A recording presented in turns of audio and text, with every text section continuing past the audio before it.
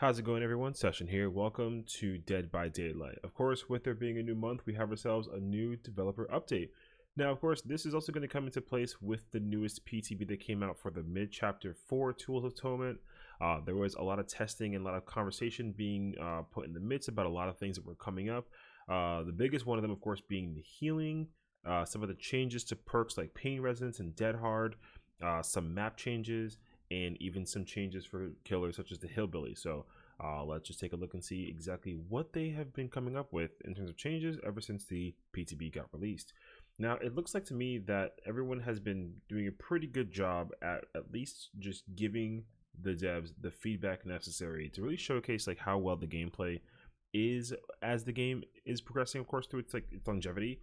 And of course, we do have a lot of upcoming changes that will, of course, be kind of something to look forward to as we get ourselves, the next chapter, of course, through that time and period as well.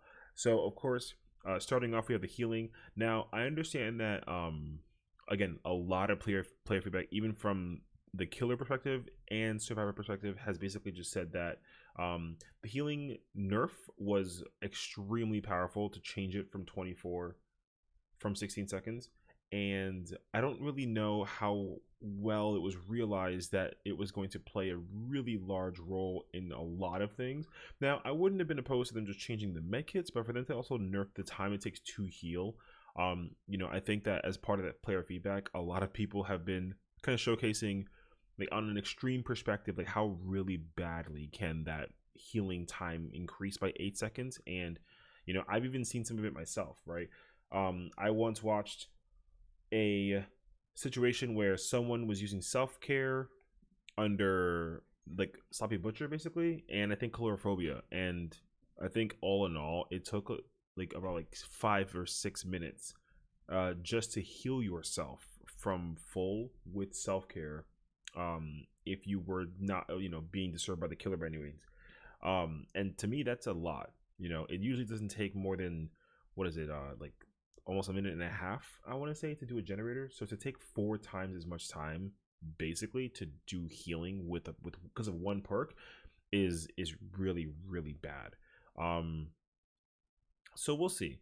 Now, of course, like they say here, so the hottest topic since it was announced, PTB is healing time from 24 to from 16 seconds. Some tweaks were made to medkits with this in mind, which I think people were fine with. I think changing medkits wasn't an issue, but changing the healing time was very it was very strict and very strong, I would say. So they found that the speed to heal others was already in a good spot prior to the update. This change also had knock-on effects elsewhere, making effects like mangled and hemorrhage stronger, and making slugging, leaving survivors in the dying state, even more effective, which I definitely did experience. So therefore they reverted the base healing back to 16 seconds. Okay, that's good actually. On the other hand, we found a lot of support for tuning down medkits was in particularly received. Medkits allowed survivors to heal themselves multiple times whenever it was convenient to them, leaving their teammates free to work on generators while they do so. They decided to shift their focus to medkits with a series of changes.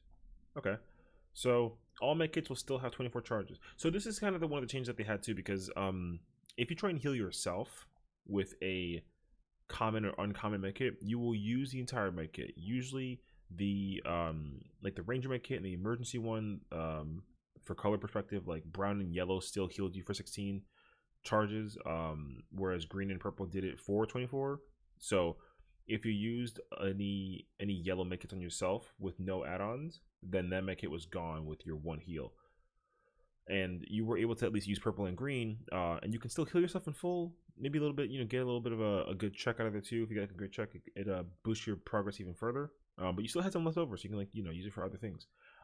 So now all medkits have 24 charges, which is actually interesting, because now no matter what medkit you have, you will be able to just heal yourself in full and still have a third left to use it for any other possible reason, which I think is cool. They also increased the healing speed bonus when healing others across all medkits. The new bonus is as follows. Camping increases the speed you heal by 35. Oh, okay. They do it by increments of 5 per rarity. So first aid kit is 40, emergency is 45, range is 50. Okay. Third, all medkits now have a 33% speed and efficiency penalty when used for self-healing. Okay, so then all the medkits basically act like botany. So this reduces the number of time it can use to heal yourself and make it take longer to do so. Yeah, it has a 30% speed and efficiency penalty. So, okay, so healing yourself is still gonna take the whole med kit basically. If you don't have any add-ons, I see. Reduce the number of medkits that can be used to heal yourself and make it longer to do so. This means that the medkit by default will grant one self heal over the span of 24 seconds before factoring in add-ons. Yeah. So if you don't bring any add-ons, it'll take the time it takes to heal yourself with the medkit like it did in the PTB. Okay. Well, so I think this still kind of adds on to the idea of trying to do healing in like a teamwork perspective, because I think that's still like one of the most important factors, is that healing yourself can be really easy. Healing others is, again, it's nice to have somebody else heal you, because again, like just the factor that it comes into play with is really nice.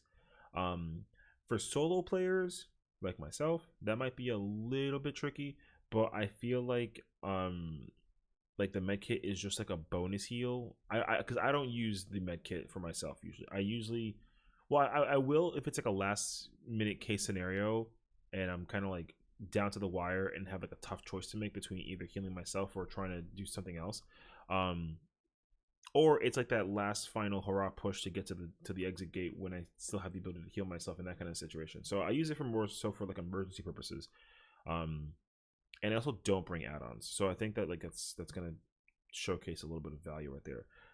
So then I guess then I think then theoretically, if you keep this version of the medkit as it is, but then you had like botany on top of that, because I usually run botany, or at least I have been for the past couple of months. Those effects might even play the same way out. I might be able to heal a little bit faster than, because I think if you like kind of factor out the numbers, like 33 plus 50 makes it a 17% difference. So you're still healing yourself 17% faster with botany in a med kit, but the efficiency usage is what is it, 63%? So like it's actually worse to heal yourself with botany knowledge and a med kit if you're not using add-ons. So that's something that's gonna have to be kind of measured and taken into consideration. Combined with these changes will decrease the power of medkits when used for self-healing, but increase their power when used for healing teammates in return. See, this is the change that I was hoping that they would basically like explain, and I think that that's exactly what is needed, because self-healing is a very powerful tool, especially when there's a way to do it and also like help your team perform better or faster during situations. So I do appreciate that they're making self-healing less effective, but they're making team healing more effective, especially when you're using a medkit in specificity too. I hope that perks also start to allocate those changes a little bit, because like it's easy to just take out 2 people to do an action versus 1, because it just makes it a lot harder for the teammates to kind of figure out a play-by-play versus like 1 killer who's like running amok. So for 1 person to do everything by themselves is definitely too much, but for at least in terms of like having 2 people function on something, sometimes it's obviously faster, right? So if you have 3 people together, healing everyone up in speed is definitely better than having 3 people by themselves in one corner heal themselves, even if it is like a circle of healing situation. It's just better to have everyone like team heal up basically. So I like that change overall, honestly. I'm pretty content with that. I think it's actually the best play that they could have made to make team healing better, but make solo healing worse. So it's cool. Last but not least, and like to speak above, make some adjustments to the various add-ons. The rubber gloves has a new effect where it increases the great skill check success zone by 10%. That's cool. Butterfly tape increases healing speed by 5%. It was 3. That's good. Sponge has a new effect where it increases check success zone, okay, by 20%. That's cool. Needle and thread is blank. Unless it's, oh, I see, because it's both of these. Okay, so it adds the effect where it increases progression bonus for doing skill checks by 5%, but it no longer provides bonus points for hitting great skill checks. Oh, that's that. Okay, I know which one that is. Gotcha. Medical scissors increases healing speed by 10. It was 12. Okay. Surgical suture, it increased the progression bonus by checks by 10% for greats, but it no longer provides bonus build points. That's okay. That they take out the build point thing. That's like fine. Abdominal dressing increases by 15. It was 20, and they increased it to very rare as a rarity from rare. That's interesting. Okay. Because they still, that means that now officially the medkit has 2 has 2 very rare add-ons. That's actually pretty decent. Okay. Gel dressings at 16 charges to the med kit. It was 14, and it changed to ultra rare. Okay. Oh no. Sorry, ultra rare is. Oh, I see. Got it. They made it a. They made it go from. Was that green? I think to pink. Okay. And the anti-hemorrhagic syringe. While this add-on is unchanged, please note that the healing speed will be reduced by the medkit itself. Healing penalty resulting in 20 seconds. Oh, yeah. So the syringe will still take 24 seconds because you're healing yourself with it. That makes sense. Okay. I mean, I'm cool with the... It's always weird to actually have them change the rarity of items. Like, for it to be... For the dressing to go from green to purple, and then for the dressing to go from green to pink is going to be weird to me. Ooh, I see Hillbilly right here. Okay, so I think all in all, though, the healing changes for this are actually pretty fine, honestly. Okay, Hillbilly. On the BTB, testosterone changes for Hillbilly, but both toning down the overheat mechanic and adjusting 2 of his top-performing add-ons. While the overheat mechanic felt less oppressive, many of you raised concerns about the changing of the engraving add-ons. Running set these add-ons allowed the Hillbilly's power to be used in more situations. This overshadowed overheat adjustments and made the whole package feel like a downgrade. For the release, they reverted the changes to the Death Engravings and Doom Engravings add-on. They kept the tweaks to overheat mechanics make less limiting than before, but it can Hillbilly feel better to play. Okay, so they took away the overheating thing. No, sorry, they kept overheat mechanics, but they got rid of it. They reverted the change for the add-ons. Okay, I mean that's fine.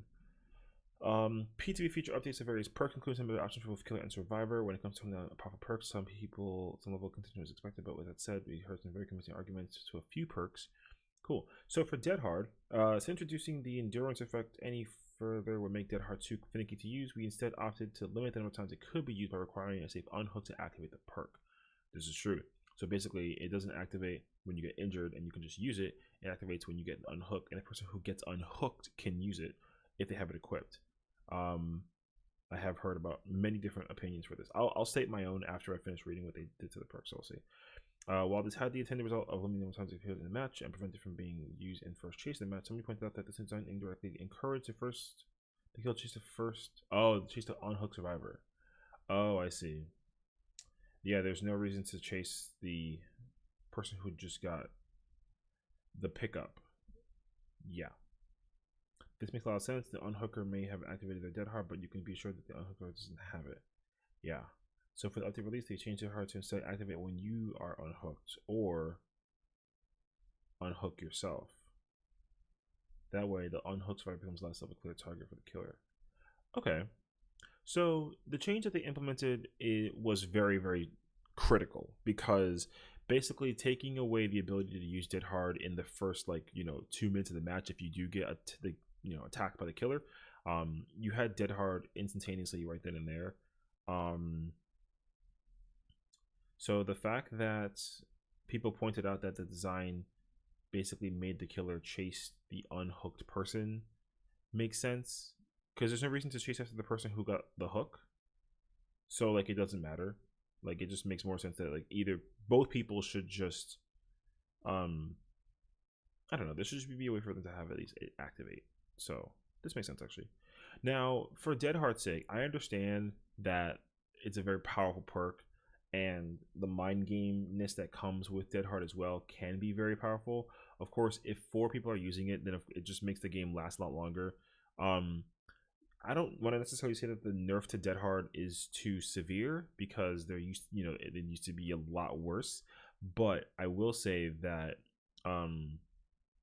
it's Dead Hard is a mind game perk first and foremost, and I want to say that, oh man, what is this going to remind me of? It's like that scenario where everyone who's complaining about Dead Hard on social media are providing case examples of when it occurs, but in terms of its actual occurrence of it working, I feel like it's actually a lot lower than people think that it is. But those don't get recorded, right? If Dead Hard doesn't work for you when you don't activate it in a match, I guess my question, here's the thing, what I want to say is the question that I have in my mind is, to the player perspective of people who see and use Dead Hard as a killer or survivor, out of 10 uses of Dead Hard, how many times does it work? For the player using Dead Hard. That's what I want to essentially throw out there as a question for the masses, because Um, I think people think that Dead Hard works 100% of the time, even though it's extremely difficult to use. But um, I think that the chances of people actually effectively using Dead Hard is a much lower. But because there's so many evidence moments of people showcasing that it does work, like most of the time I feel like people are nerfing it and finding that frustrating. Now I don't use Dead Hard at all, so I don't really care for the perk at all in any way, shape, and form.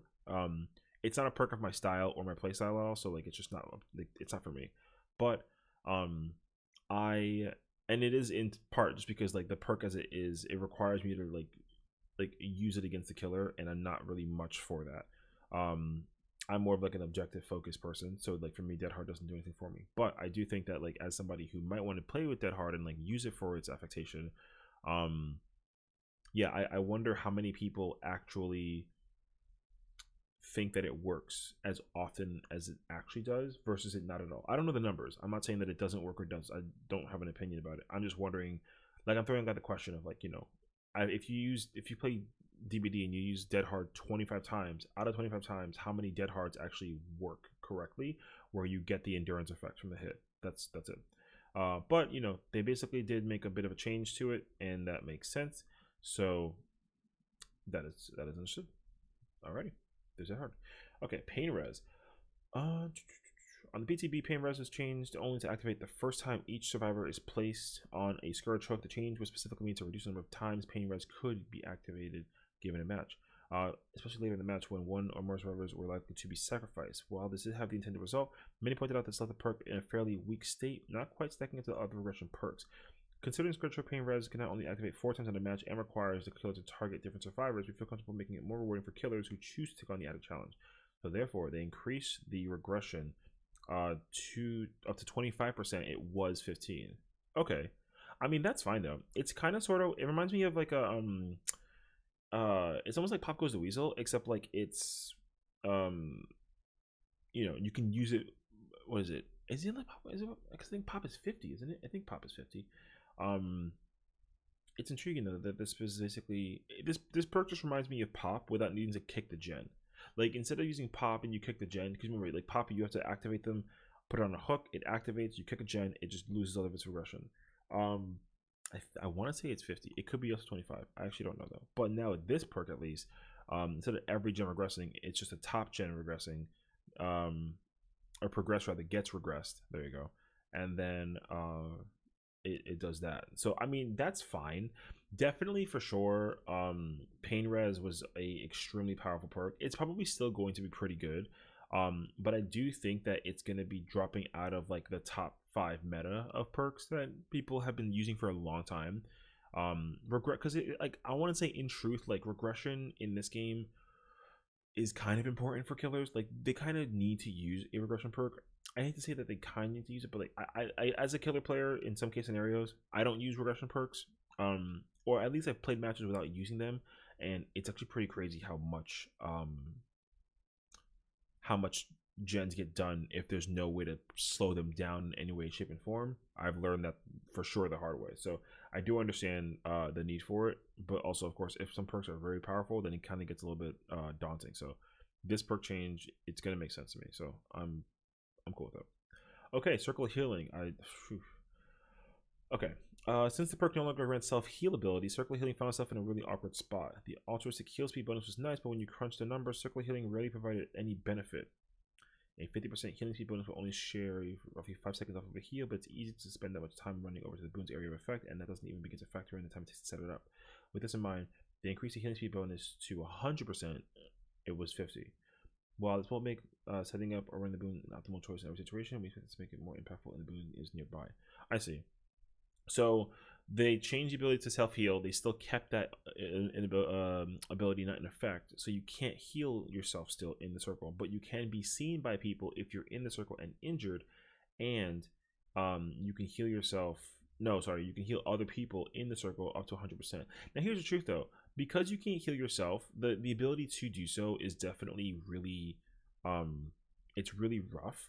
It's only like circle's only going to be good in the scenario that you set it up before people start taking damage, And I think now as well with Circle of Healing, you have to pair it up with another boon now, because Circle of Healing was great by itself, as like a solo use perk. Like you didn't have to pair it with any other perk.